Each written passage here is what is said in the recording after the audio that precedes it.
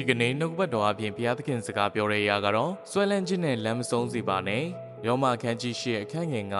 ဇာတိပဂတိရှိသောသူတို့သည်ဇာတိပဂတိနှင့်ဆက်ဆိုင်သောအရာတို့ကိုဆွဲလန်းသောစိတ်တော်ရှိကြ၏ဝိညာဉ်ပဂတိရှိသောသူတို့မူကားဝိညာဉ်ပဂတိနှင့်ဆက်ဆိုင်သောအရာတို့ကိုဆွဲလန်းသောစိတ်တော်ရှိကြ၏ဒီကနေ့ကျွန်တော်တို့ကဘုရားရဲ့သားသမီးဖြစ်ပါတယ်ဒါပေမဲ့လောကမှာနေနေတဲ့အခါမှာလောကမှာရှိနေတဲ့ဇာတိအရာတွေကကျွန်တော်တို့ကိုဆွဲလန်းဖို့ရန်အတွက်တစ်ခုမဟုတ်တစ်ခုလာရောက်ပြီးတော့တွန်းအားပေးတတ်ပါတယ်တစ်ခုခုကိုကြိုက်တာကောင်းပါတယ်ဒါပေမဲ့မဆွဲလန်းမိပါစေနဲ့ဆွဲလန်းခြင်းအရာတစ်ခုကကျွန်တော်တို့ရဲ့ဝိညာဉ်ရေးရာတိုးတက်မှုကိုရောဘဝတိုးတက်မှုကိုပါထိခိုက်ဖျက်ဆီးနိုင်တဲ့အထိလှုပ်ဆောင်နိုင်ပါတယ်ဘဝမှာတစ်ခါတလေမမှန်သိလျက်နဲ့စုပ်ကင်ဆွဲလန်းခြင်းအရာတွေရှိတတ်တာမလွဲမသွေပါပဲဒီစုပ်ကင်ဆွဲလန်းထားတဲ့အရာတွေကကျွန်တော်တို့ရဲ့အသက်တာတိုးတက်မှုကိုရောကျွန်တော်တို့ရဲ့မိသားစုကိုပါထိခိုက်လာနိုင်ပါတယ်ဒါကြောင့်တင်းရဲ့ဆွဲလန်းမှုကတင်းရဲ့အသက်တာကိုထိခိုက်နေပြီးတင်းရဲ့မိသားစုအသက်တာကိုလည်းထိခိုက်နေပြီဆိုရင်ဒီဆွဲလန်းမှုကိုတင်းပယ်ရှားပစ်ဖို့လိုနေပါပြီတင်းရဲ့ခွန်အားနဲ့တင်းရဲ့ဆွဲလန်းခြင်းကိုမပယ်ရှားနိုင်ဘူးဆိုရင်ဘုရားသခင်ကတင်းကိုပယ်ရှားပေးနိုင်ပါတယ်တင်းကဘုရားသားသမီးပြီးလောကအရာတွေကိုဆွဲလန်းပြီးတော့အချိန်ကုန်နေတာထက်ဘုရားသခင်ရဲ့ဝိညာဉ်ပဂတိဖြစ်တဲ့နှုတ်ကပတ်တော်ပေါ်မှာယက်တည်ခြင်းနဲ့အတူ